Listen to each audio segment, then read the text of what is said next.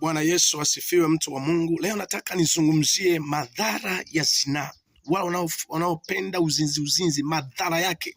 Cha kwanza, inanyonya nguvu ya Mungu ndani ya mtu. Na namba mbili, inamweka mbali na Mungu. Namba tatu, inafungulia mlango wa matatizo kwenye maisha ya mwanadamu.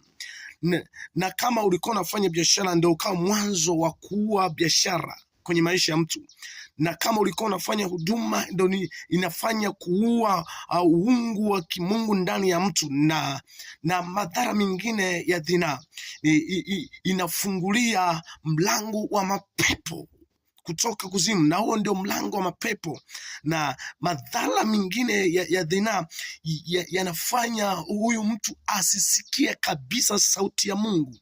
Neno ambalo linawaponya wengine, yeye halitamponya. Neno ambalo linawafungua wengine, na yeye halitamfungua. Madhara mengine ya zinaa linachanganya, linavuruga. Kama mtu alikuwa kwenye mahusiano, linaua. Kama alikuwa mtu kwenye ndoa, linaua ndoa. Na kama mtu alikuwa na hatima nzuri, hatima yake inaibiwa, inauawa kabisa.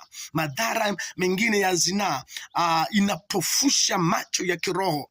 Madhara mengine ya zinaa, ya uzinzi, inaleta udumavu wa kiroho. Yule mtu hata kama anaenda kanisani, atakuwa huyu mtu mwaka kwa mwaka haongezeki maongezeko ndani ya kumjua Mungu, manake udumavu wa kiroho. Madhara mengine ya kiroho inaharibu kabisa, tunasema spiritual poison, ni sumu ambayo inaua mbegu ya kimungu ndani ya maisha ya mtu.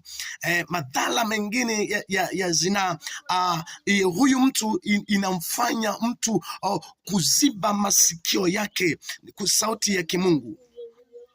Madhara mengine ya zinaa ya uzinzi, huyu mtu hata kama ataambiwa kweli ya Mungu atakuwa mkali. Madhara mengine ya zinaa yanamfanya huyu mtu furaha ya wokovu iondoke ndani yake. Madhara mengine ya zinaa inamfanya huyu mtu ajawe na tamaa za dunia. Nimekuja tu kusema kwamba na kingine, madhara mengine ya zinaa yanaua ukuu ndani ya mtu, yani yanaua maongezeko, yanaua kufikia hatima, your destiny, yanaua hatima yako kufikia malengo au hatima ambayo Mungu amekuandalia. Kwa hiyo ni mfano mzuri. Yusufu akukubali